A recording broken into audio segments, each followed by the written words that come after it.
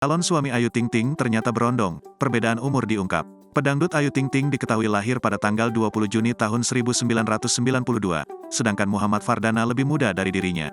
Hal ini terungkap saat Ruben Onsu bertanya pada ibunda Bilqis di program acara Brownies. Usianya berapa tahun? Tanya Ruben Onsu kepada sang biduan. Usianya di bawah aku sedikit, jawab Ayu Ting Ting malu-malu.